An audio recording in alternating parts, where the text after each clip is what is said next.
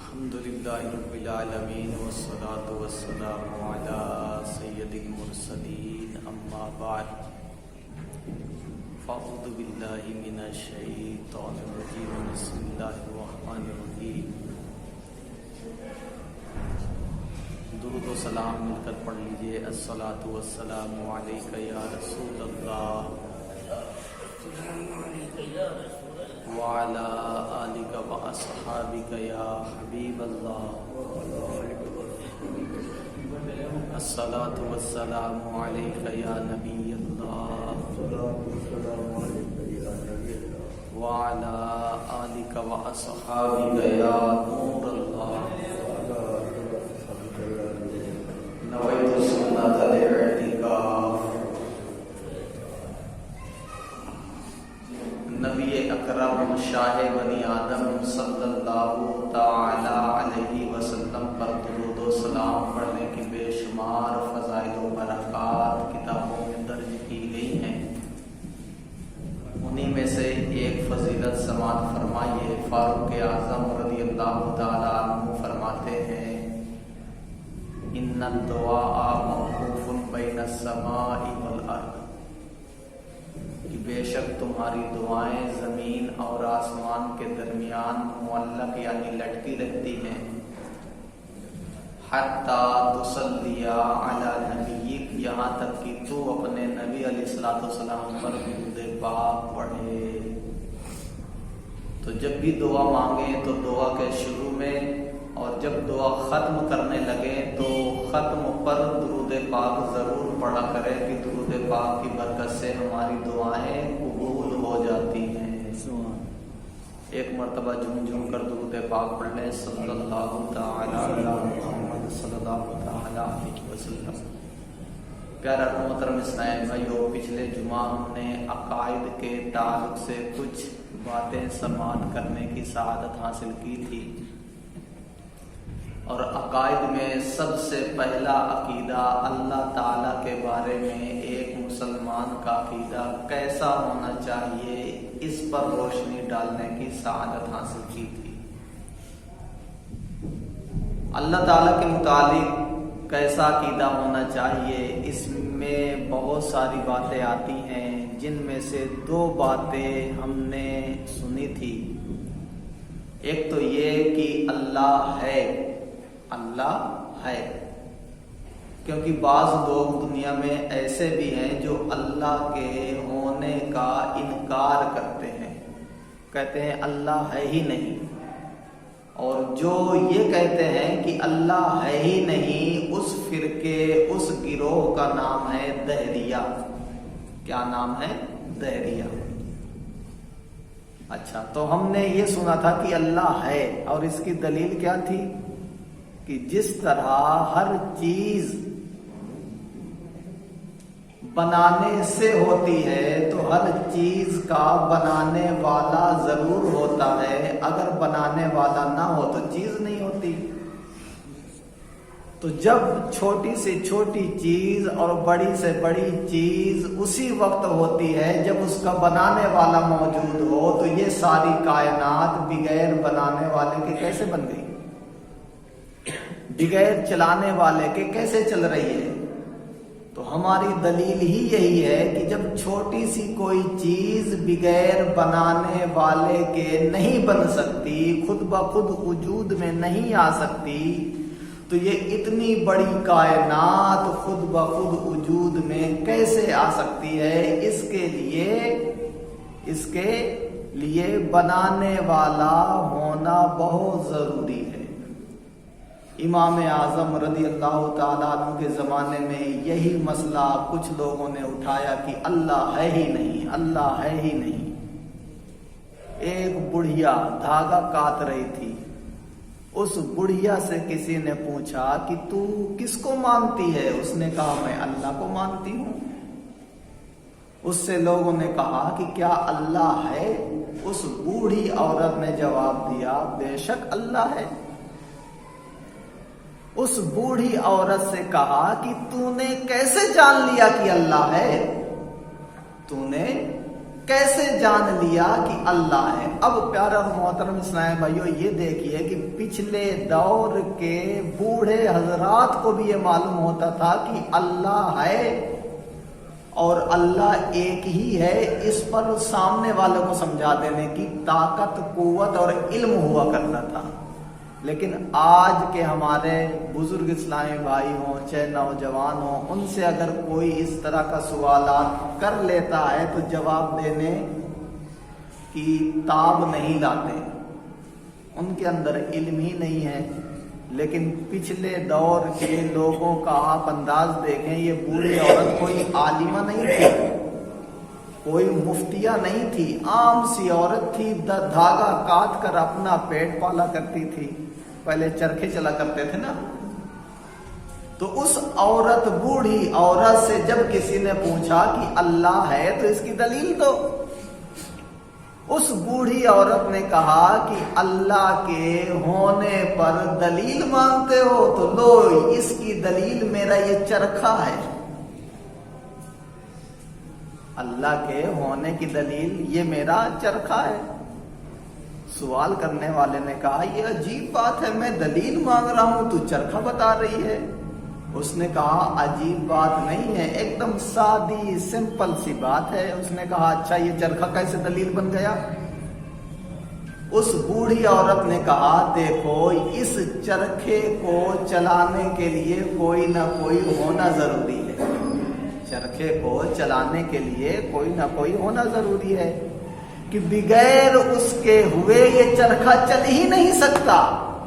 تو جب اس چھوٹے سے چرخے کو چلانے والا چاہیے، بغیر اس کے یہ چل نہیں سکتا، تو یہ اتنی بڑی کائنات خود بخود کیسے چل سکتی ہے؟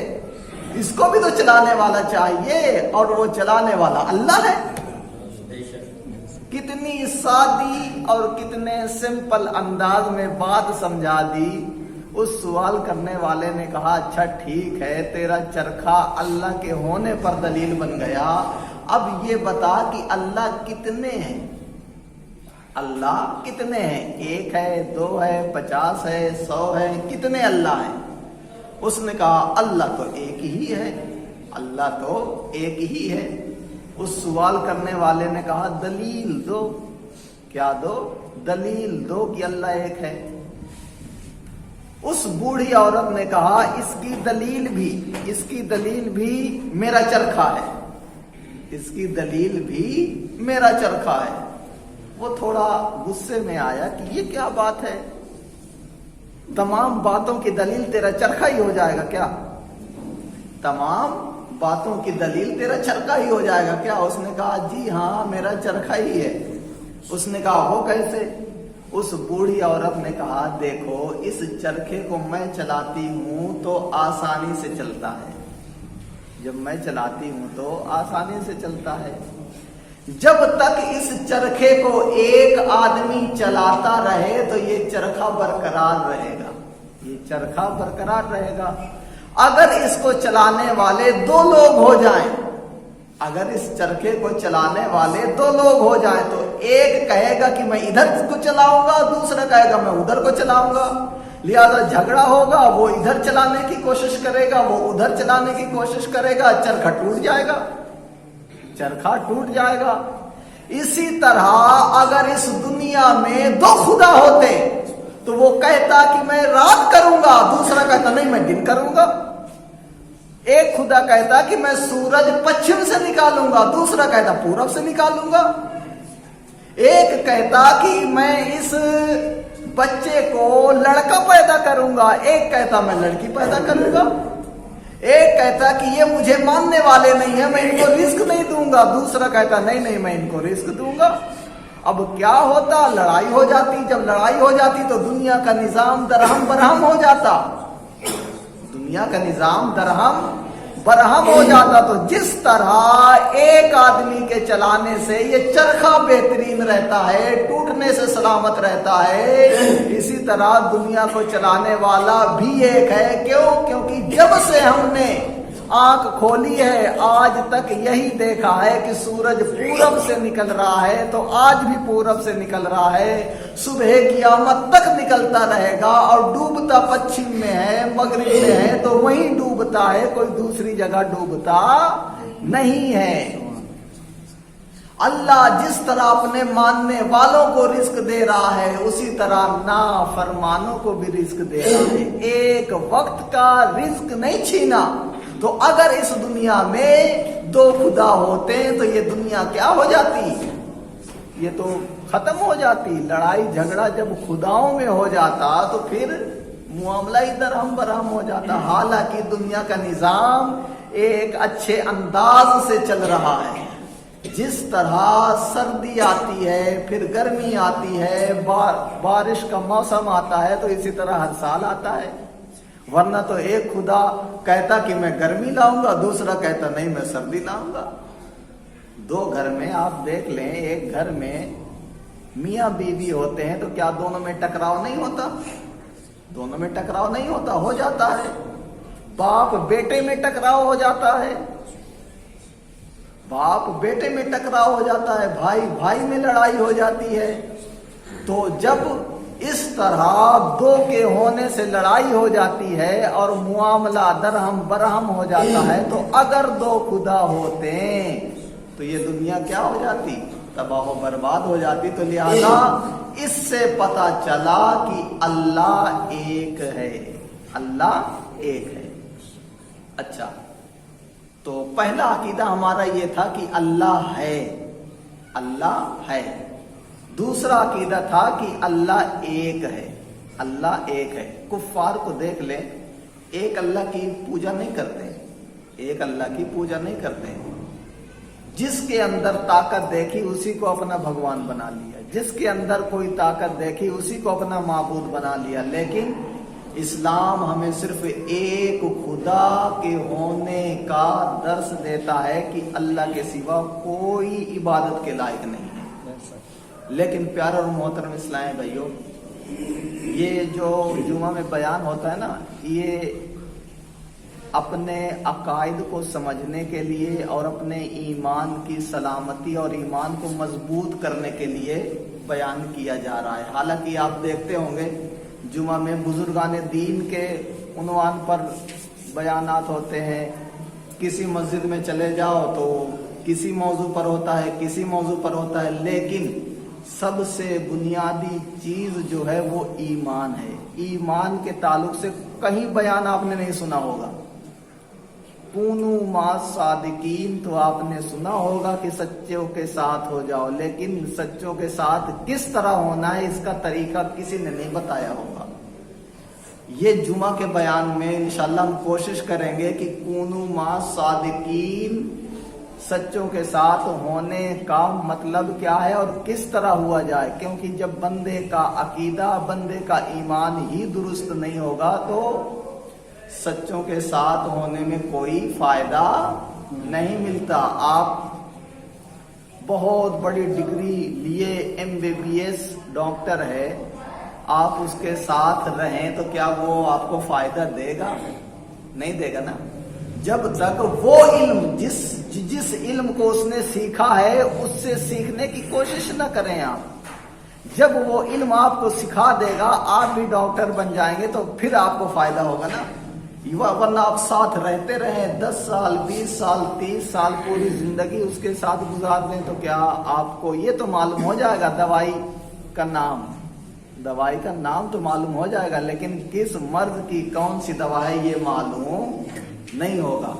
تو میں یہ چاہ رہا تھا کہ جیسے اسلامی بھائی بہت لیٹ آتے ہیں، اب دیکھیے 12:56 ہو گیا، 1:10 پہ بیان ختم ہو جائے گا۔ تو یہ بنیادی باتیں ہیں اور ہر مسلمان کو سیکھنا فرض ہے، ہر مسلمان کو سیکھنا فرض ہے۔ اور یہاں پر ایسی نالج آپ کو دی جائے گی کہ آپ دوسرے سامنے والے کو بھی آپ مطمئن کر سکتے ہیں۔ اگر کوئی اعتراض کرے، سوالات آپ سے کرے تو آپ اس کو جواب دے سکتے ہیں کہ ہمارا اسلام ایسا ہے۔ میں نے ایک واقعہ پڑھا تھا، امریکہ میں ایک مسلمان نوجوان تھا، تو وہاں تو عیسائی لوگ ہیں، کرسچن، تو وہاں کا پورا ماحول تو وہی ہے، آپ جانتے ہی ہیں۔ تو اس کے دوستوں نے کہا کہ مجھے اسلام کے بارے میں بتاؤ، اسلام کے بارے میں بتاؤ۔ اس مسلمان نوجوان نے کہا کہ مجھے تو معلوم نہیں ہے، میں اپنے گھر میں پوچھوں گا پھر تم کو بتاؤں گا۔ تو دوستوں نے کہا ٹھیک ہے۔ چھٹیوں پر گھر آیا تو اپنی ماں سے پوچھتا ہے کہ ماں اسلام کیا ہے، اسلام کے بارے میں کچھ بتاؤ۔ وہ ماں بھی ماڈرن تھی، اس نے کہا بیٹا نام تو ہمارا مسلمانی ہے اور ہم اسلام کو مانتے ہیں، لیکن اسلام کیا ہے مجھے نہیں معلوم۔ چھٹی جب بیتی، کالج گیا، یونیورسٹی گیا، دوستوں نے پوچھا تو اس نے کہا کہ وہاں سے بھی جواب نہیں مل پایا۔ دوستوں نے کہا کہ بھائی جس دین کا ماننے والا تو ہے، اس دین کے بارے میں تجھے کچھ معلومات ہی نہیں ہے، تو اس دین کو ماننے سے کیا فائدہ؟ لہذا تو امریکہ میں رہتا ہے، یہاں عیسائی مذہب کو جانتا ہے، جیسے ہمارے نوجوان غیر مسلم یعنی ہندو کے بارے میں تو سب جانتے ہوں گے، رام کون ہے، کرشن کون ہے، یہ کون ہے، وہ کون ہے، لیکن اگر ان سے پوچھ لیا جائے کہ اسلامی خلیفہ کون ہے، خلیفہ کہتے کس کو ہیں، پہلے مسلمان ہونے والے شخص کون ہیں، جو سب سے پہلے بادشاہ بنائے گئے اسلام میں وہ کون ہیں، ہمارے نبی کون ہے، ہمارے نبی کی کتنی بیویاں تھیں، ہمارے نبی کے کتنے شہزادے تھے، ہمارے نبی کی کتنی بیٹیاں تھیں، ان کا خاندان کیا تھا، اگر پوچھ لیا جائے تو پیارے اسلام بھائیو ہم نہیں بتا پاتے۔ تو ان دوستوں نے کہا کہ جس دین کے بارے میں تجھے معلوم ہی نہیں ہے تو اس دین کو ماننے سے کیا فائدہ، آجا ہمارے عیسائی مذہب کو قبول کر لے۔ کتابوں میں اس واقعے کو لکھنے والا لکھتا ہے کہ وہ نوجوان مسلمان عیسائی ہو گیا۔ اب بتائیے اس کا ذمہ دار کون ہوگا؟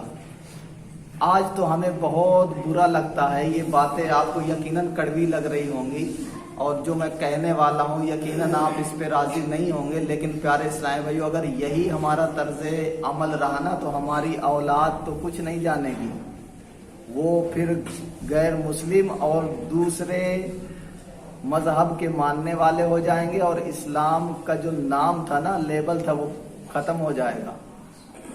تو میں یہ چاہ رہا تھا کہ چلو روزانہ تو ہمارے پاس وقت نہیں رہتا، چلو ہفتے میں جمعہ کے دن ہم ایک یہ محفل کی صورت بنائیں اور تمام اسلام بھائی 12:30 بجے آ جائیں۔ 12:30 بجے تو 12:35 پہ اذان ہوتی ہے، 12:40 پہ اذان ختم ہوتی ہے، تو 12:40 سے 1:10 میں ہمیں ملیں گے آدھا گھنٹہ۔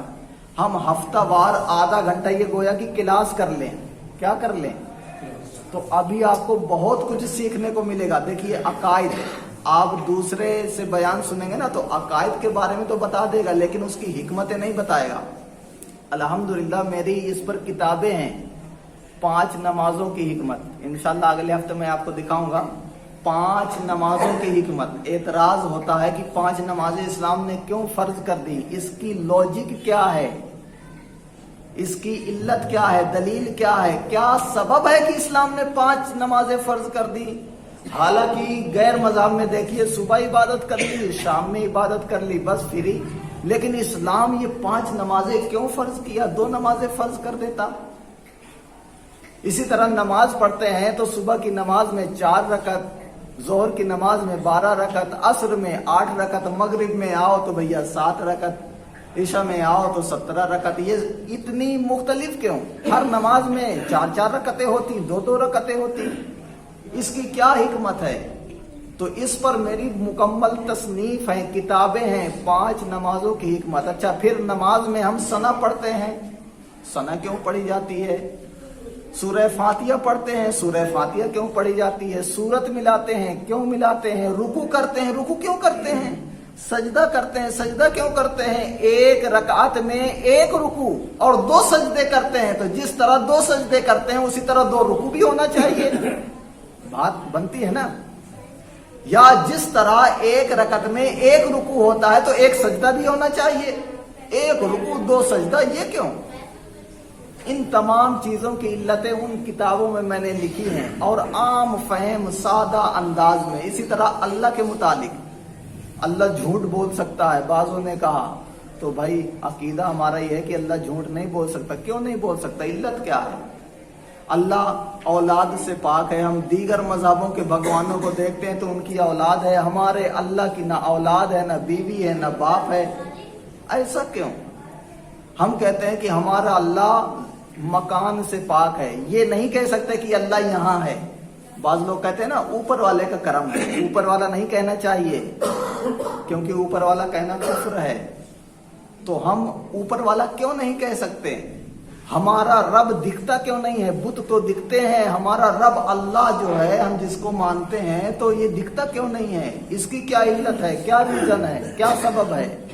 یہ انشاءاللہ ساری چیزیں آپ کو سکھائیں گے. تو کون کون اس نائب نیت کرتا ہے کہ انشاءاللہ اگلے جمعہ کو 12:30 بجے تشریف لے آئیں گے؟ دیکھو جس کے دل میں اگر تھوڑی سی بھی اسلام سیکھنے کی کوشش ہوگی نا، اب دیکھو یہ یہاں پر جو ہے کوئی اپنا زور بیان دکھلانا مقصد نہیں ہے، آپ تک دین کی باتیں پہنچانا مقصد ہے. اس لیے آپ دیکھتے ہوں گے کوئی اس طرح کا میرا انداز نہیں ہے، ایک دم سادہ انداز ہے.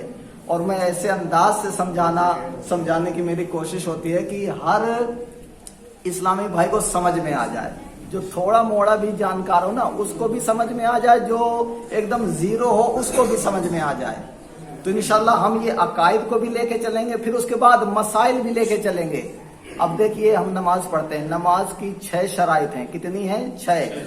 اب اس کی شرائط اگر ایک بھی نہیں پائی گئی ہماری نماز نہیں ہوتی. اچھا اس کی شرائط کیا کیا ہے، پھر اس کی تفصیل کیا ہے؟ اسی لیے میں چاہ رہا تھا، امام صاحب سے میں نے عرض کیا تھا کہ بورڈ کی ترکیب بن جائے. تو بورڈ کی ترکیب تو بن گئی لیکن مارکر نہیں مل پایا. انشاءاللہ اگلے ہفتے مارکر بھی مل جائے گا، لیکن وہ بورڈ ہے مدرسے کا. پھر میرے ذہن میں آیا کہ مدرسے کا بورڈ، وائٹ بورڈ جو آتا ہے ہم استعمال نہیں کر سکتے کیونکہ یہ بھی مسئلہ ہے. تو میں یہ چاہ رہا تھا کہ میں اعلان کروں گا کوئی اسلامی بھائی اپنی طرف سے وائٹ بورڈ لے آئے. 2x3 کا آئے گا، 3 یا 400 روپے کا آئے گا.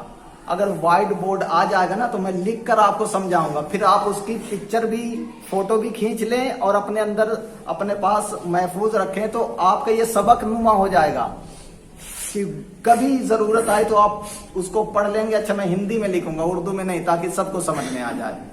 تو اگر وائٹ بورڈ کی کوئی ترکیب بنا دے اسلامی بھائی، سبحان اللہ. کلو بھائی ہمارے تیار ہو گئے وائٹ بورڈ. اچھا مارکر 20 روپے کا آئے گا تو مارکر بھی ساتھ میں آ جائے گا جب وائٹ بورڈ آ جائے گا. اچھا 12:30 بجے آنے کی نیت کون کون اسلامی کرتا ہے؟ آدھا گھنٹے کی یہ کلاس ہوگی. اب دیکھیے سنت پڑھنے کا وقت ملتا ہے ہمیں، ہے نا، 5 منٹ وقت ملتا ہے. تو تمام اسلامی 12:30 بجے آ جائیں گے، اذان ہوگی، ادھر ہم شروع کر دیں گے. اچھا ایسی باتیں آپ سنیں گے نا، آپ بھی کہیں گے کہ یار ہمارا اسلام کتنا پاک ہے، صاف ہے. جیسے دیگر مذاہب میں ہم دیکھیں گے نا بہت ساری خرابیاں ملیں گی. لیکن میں بھی پہلے درس نظامی نہیں کیے ہوئے تھا، میں پہلے 5 منٹ باقی میں نے بھی درس نظامی نہیں کیا. میں 9th تک پڑھ کے ممبئی میں ایئر کنڈیشن کا کام کرتا تھا.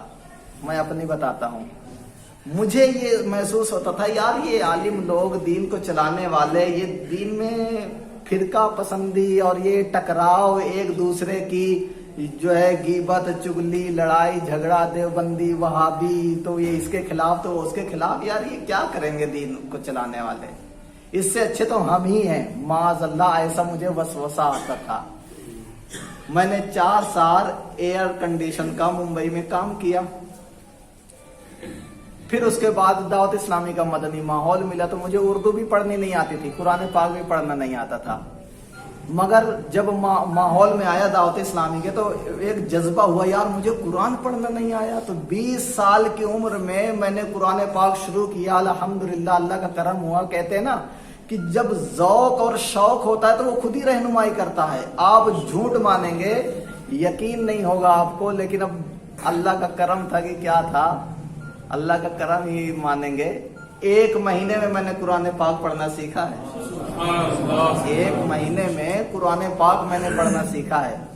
مجھے بھی نہیں جو ہے یقین ہو رہا کہ 1 مہینے میں آدمی کیسے سیکھ جائے گا، لیکن جب ذوق ہوتا ہے نا تو رات دن آدمی پڑھتا ہے. 1 مہینے میں نے پڑھا، اردو بھی پڑھی، قرآن پاک بھی لے لیا. اما پارا میں نے شروع کر دیا تھا 1 مہینے کے اندر.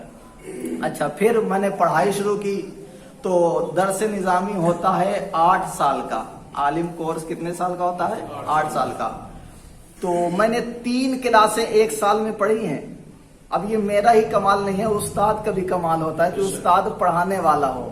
انہوں نے مجھے اکیلے 3 سال کا کورس 1 سال میں پڑھا دیا. اس طرح مجھے 5 سے 6 سال میں درس نظامی میرا مکمل ہو گیا. یہاں آگرہ میں پڑھاتے پڑھاتے مجھے یہ 7واں سال چل رہا ہے اور ابھی میری عمر 33 سال ہے. ابھی میری عمر 33 سال ہے. دنیا کو بھی دیکھا، دین کو بھی دیکھا. اب محسوس ہو رہا ہے، بزرگان دین نے اپنی کتابوں میں لکھا ہے کہ عالم ہی انسان ہے. کیا لکھا ہے؟ پہلے یہ بات سمجھ میں نہیں آتی تھی، لیکن جب عالم کورس کر لیا نا، حالانکہ میں عالم نہیں ہوں، میں اپنے کو عالم نہیں کہتا اور نہ آپ کہیے گا. یہ عاجزی بھی نہیں ہے، ان کے سارے بھی نہیں ہے. کیونکہ دیکھیے درس نظامی کرنے والا عالم نہیں ہوتا، عالم علم کا ہوتا ہے. کس کا ہوتا ہے؟ علم کا.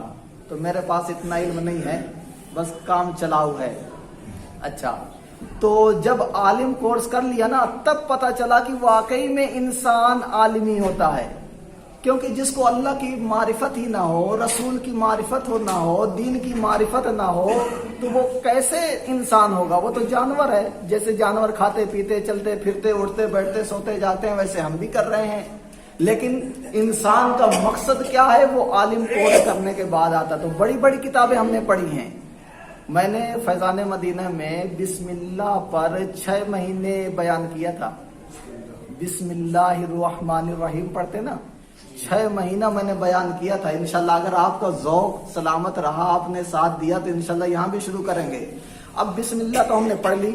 اب اس کے اندر اسرار کیا ہے، رموز کیا ہے؟ عربی میں بڑی بڑی کتابیں لکھی ہوئی ہیں، ان موضوعات پر بڑی بڑی کتابیں لکھی ہیں. لیکن اب پڑھنے والا بھی کوئی نہیں ہے اور پڑھ کر سمجھانے والا کوئی نہیں ہے. بس غوث پاک کا مہینہ آ گیا تو غوث پاک کے موضوع پر بیان ہو رہا ہے. لیکن غوث پاک بنے کیسے؟ غوث اعظم غوث پاک بنے کیسے؟ کن راستوں سے نکلے ہیں، کن چیزوں کو مان کر چلے ہیں، وہ انشاءاللہ ہم بیان کریں گے.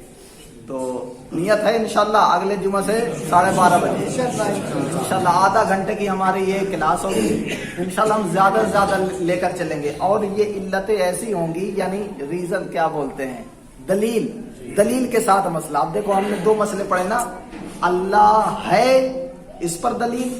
اچھا قرآن کی تو دلیل ہے، حدیث ہے، لیکن سامنے والا قرآن و حدیث نہیں مانتا. وہ تو کہتا ہے کہ عقل میں آنے والی بات بتاؤ، عقل میں آنے والی بات بتاؤ. تو انشاءاللہ عقلی دلیل. پھر دوسرا مسئلہ کیا تھا کہ اللہ ایک ہے. اب ہم دلیل دیں گے کہ اب تیسرا مسئلہ اگلے جمعہ کو انشاءاللہ ہم سنیں گے کہ اللہ ہی عبادت کے لائق کیوں ہے. اللہ ہی عبادت